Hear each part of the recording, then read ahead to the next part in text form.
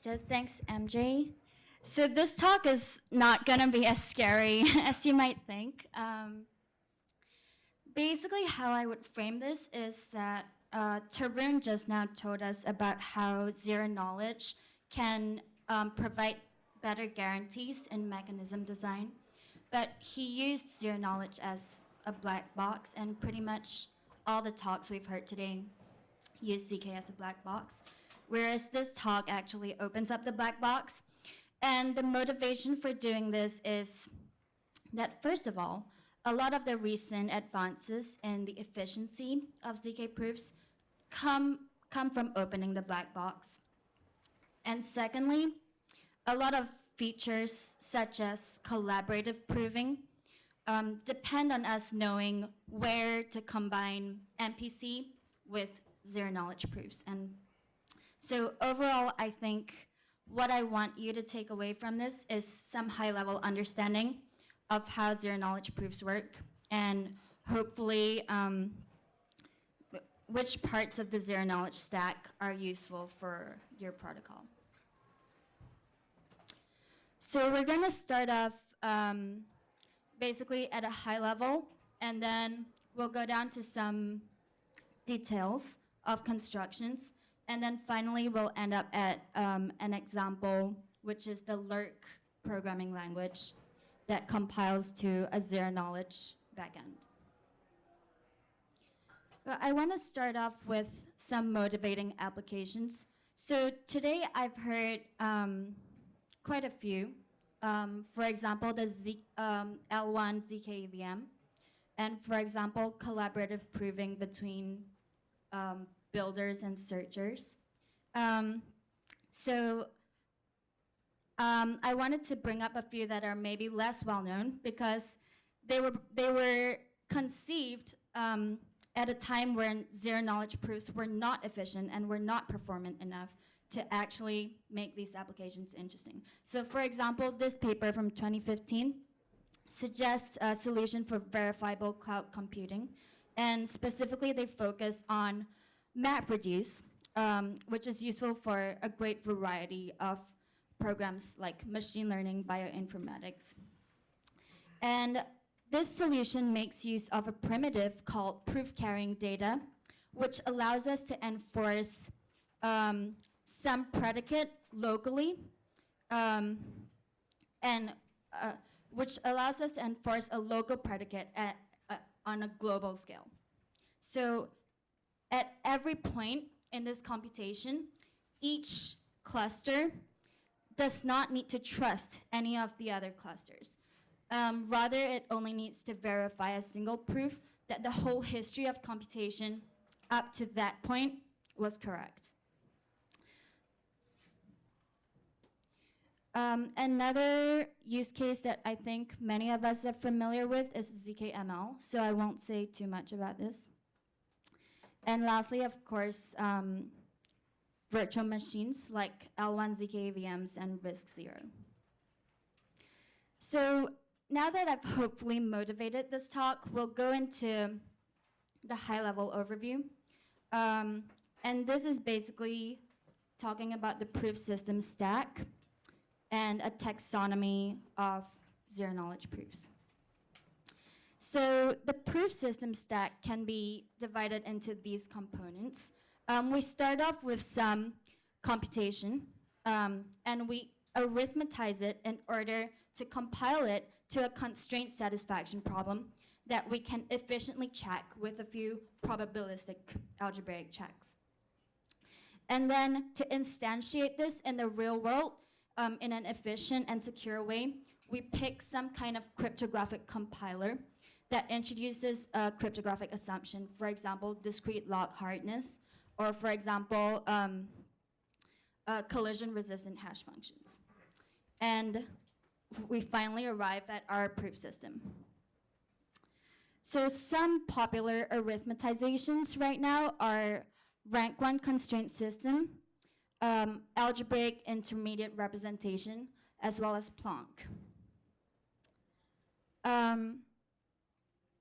So on a high level, what we desire from an arithmetization is 3 features.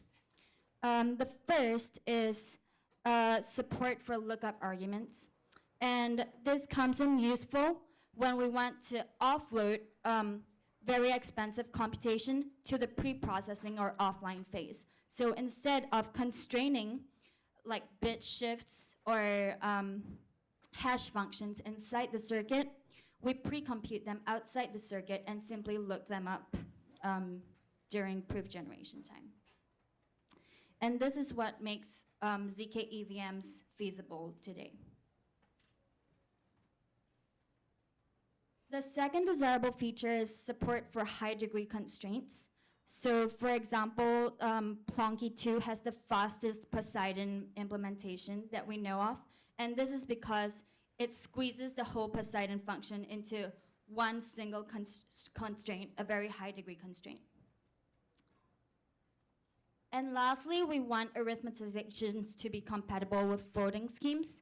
And we'll talk more about this in the second part of this talk.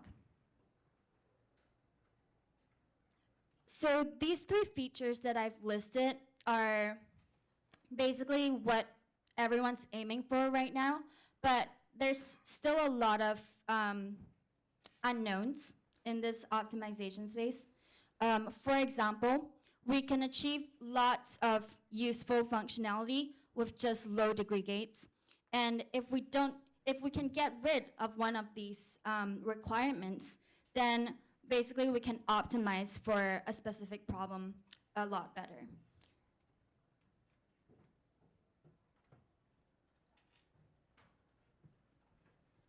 So one of the latest advancements, I think it came out maybe a few weeks ago, is something that claims to unify all these three arithmetizations, and it's called the customizable constraint system.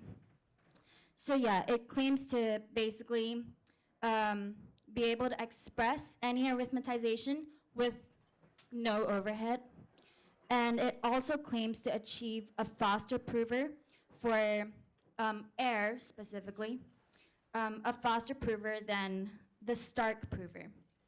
So yeah, air was made famous by Starks, and so CCS is now claiming that they have a faster prover for it. And something's interesting about CCS is that it takes a unifying approach, so it wants to make a universal arithmetization. And this is as opposed to another paradigm of proof composition known as commit and prove. So some of you may have heard of Lego Snark. Basically, instead of trying to unify different arithmetizations, Lego Snark says that some arithmetizations are better suited for some computations. And if we're trying to express a heterogeneous computation, we might as well use these bespoke arithmetizations and then later on combine them by committing to the same witness, by proving that we use the same witness across all the proof systems. And it's still not clear to me which approach is more efficient, but my intuition is that there is value in thinking about composing heterogeneous proof systems.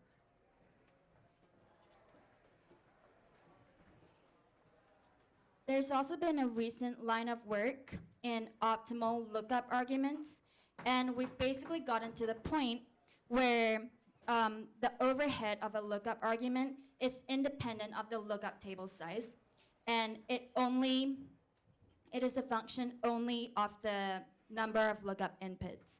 And this is good for most use cases, such as range constraints, where the number of possible legal values is far greater than the number of values we actually need to look up. So around the same time as CCS, this proof system called Protostar came out, and they managed to introduce a lookup argument that was at the same time compatible with a folding scheme.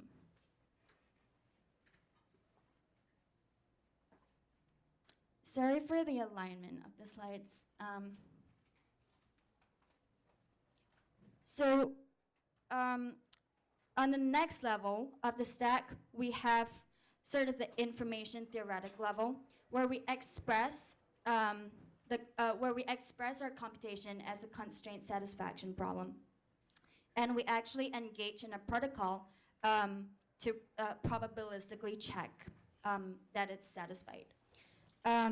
So the trend here of note is the return of the sum check. So the sum check protocol is very old, relative in this industry. It's considered really old. It's from 1990, and it has many desirable features, such as avoiding expensive operations like fast Fourier transforms. It's also very compatible with folding schemes because it incurs very little overhead. In particular, it doesn't produce error terms in the group.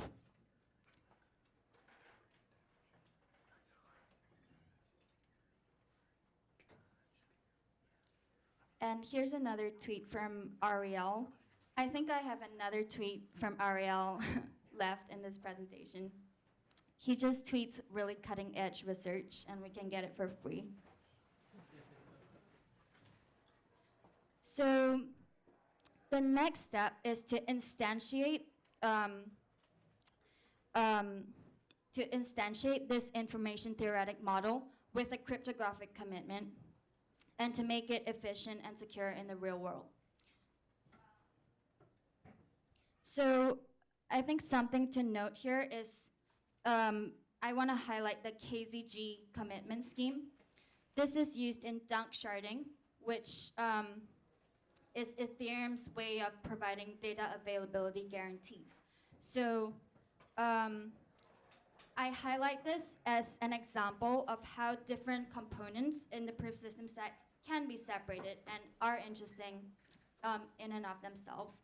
And the point of framing proof systems in a stack is to show that they are modular and that we can mix and match different components according to our system's requirements.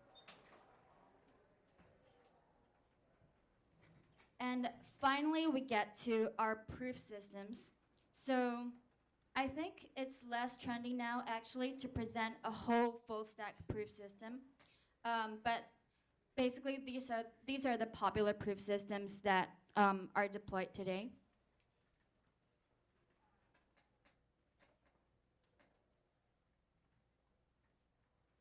So now that we have a high-level overview of proof systems, and we can sort of classify the popular protocols of today, let's go in and see some of the recent advancements in efficiency that have been made possible.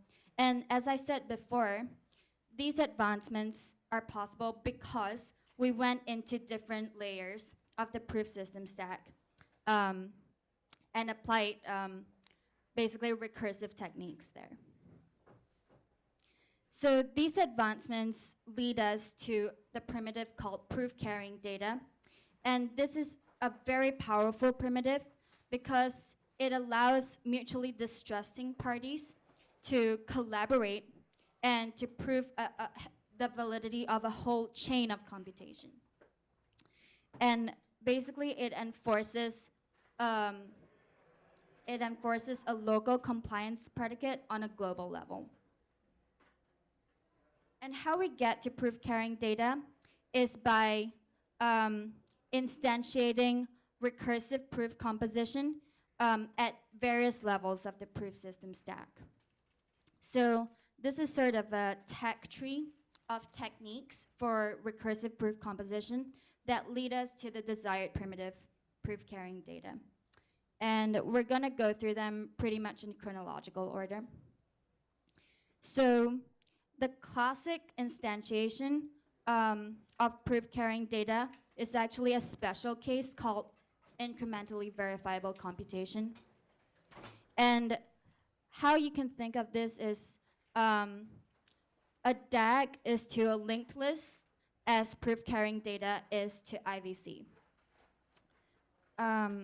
So, for example, Plonky 2 uses full recursive proof composition, in which each recursive step fully verifies the proof generated by the previous step.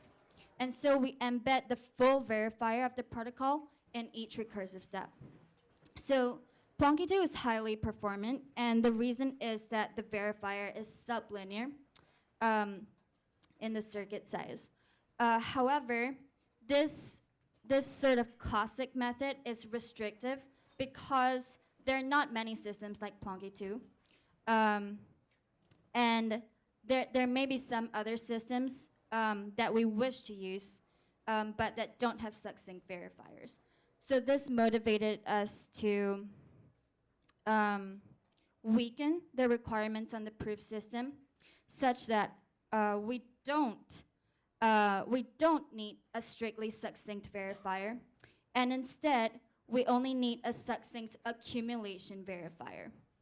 What this means is that at each recursive step, we defer the expensive part of the verification to what's known as an accumulator. And instead of checking it in the recursive step, we simply accumulate all the expensive computations and check it at one go at the very end. So what atomic accumulation achieves is basically a weakening of requirements on our proof system. And this is what allowed Halo 2 to achieve IVC without a trusted setup.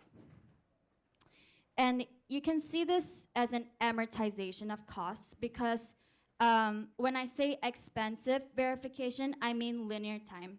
So this decider at the very end performs a linear time check. And this is only worth it if you amortize it across a huge batch of recursive steps.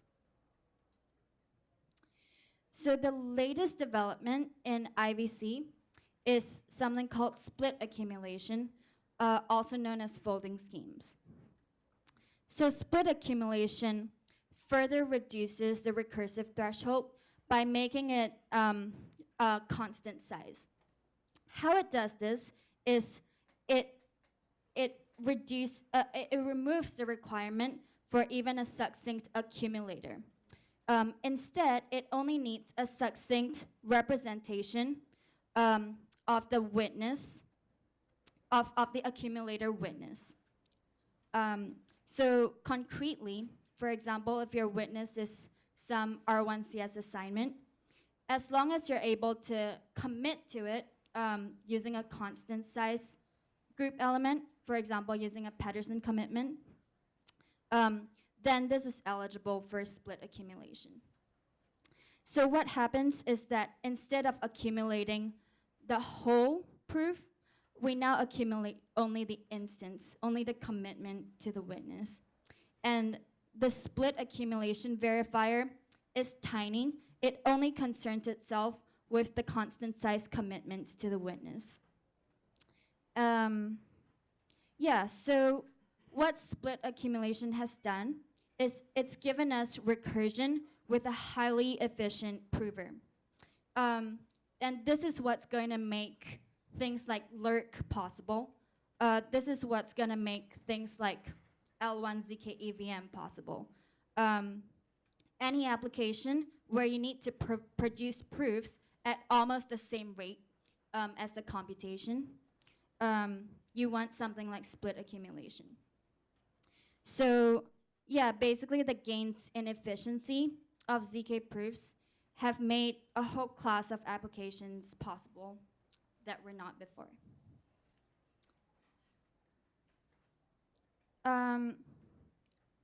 So now, folding schemes are spiritually very similar to split accumulation, but they differ in one pretty technical way.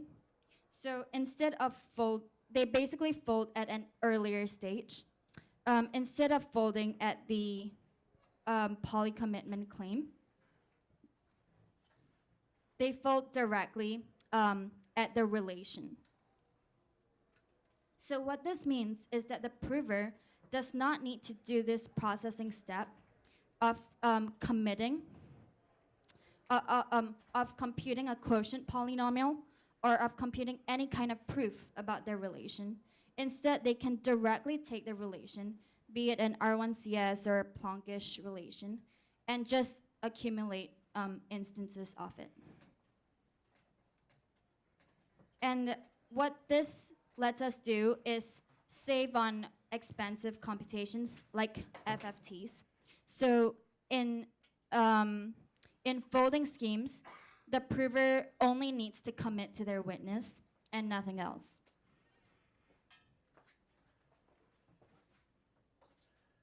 So the drawback of folding schemes is that, first of all, it's not zero knowledge.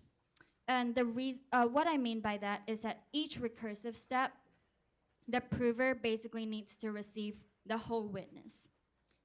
Whereas if you compare it to atomic accumulation, at each recursive step, the prover only needs the proof. So therefore, the folding scheme is more suitable for a single prover computing a large number of recursive steps. And the second drawback is that because we're folding so early, we need to make sure that we're always folding the exact same relation. And this removes a lot of flexibility. Whereas, again, if you compare to, say, split accumulation, you're just folding evaluation claims. So anything that looks like a commitment, evaluation point, and a value can be folded, can be accumulated.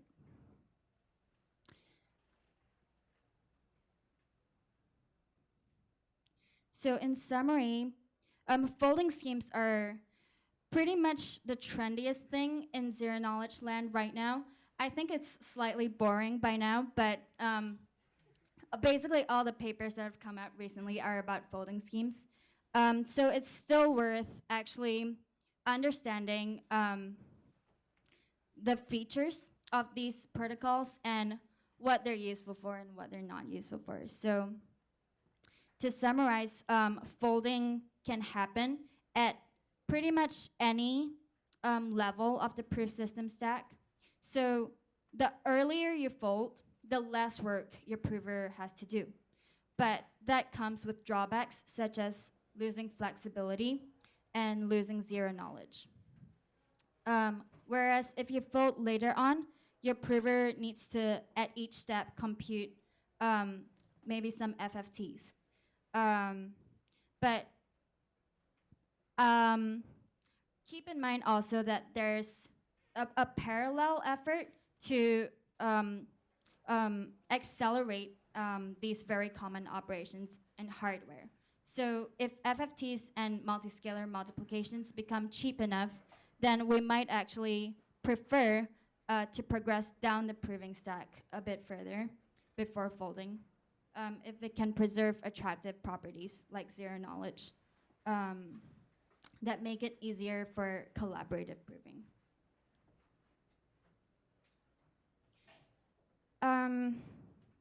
Sort of the last innovation I want to mention is something called non-uniform IVC.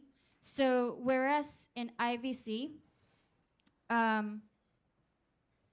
we have the same computation at each recursive step, non-uniform IVC allows us to pick one out of L predefined circuits.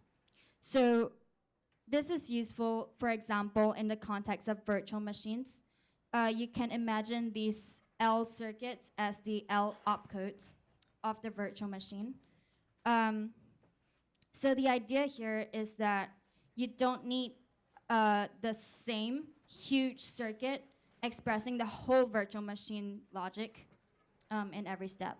So instead, you can just pick the specific opcode at each step. And save a lot of save on recursive overhead. You do have to pay in the sense that you need to maintain L accumulators. But if you recall that these accumulators are constant size and they're very succinct commitments, then that seems like a very good trade-off. So now we'll end up with actually a case study that I think is a great application of proof carrying data. So this is the Lurk programming language. So they've designed it from first principles to compile to a proof carrying data backend. And how they do this is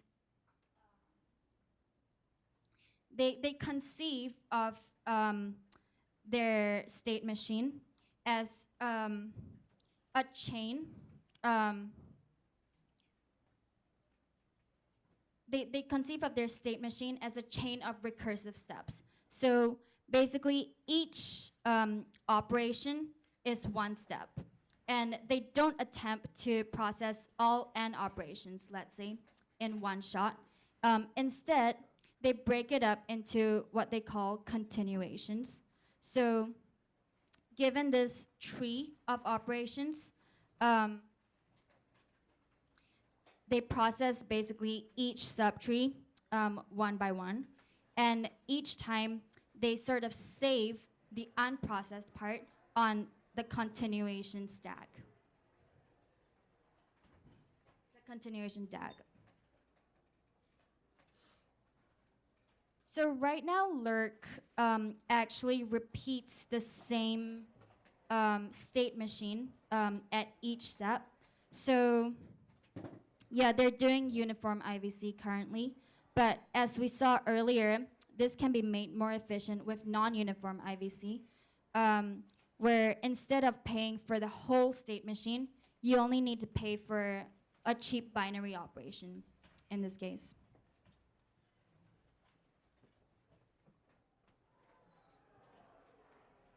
So yeah, as we go through this tree of operations, you can see how when we end up at a self-evaluating value, we can replace or we can simplify the continuation DAG and basically yeah, process this step by step.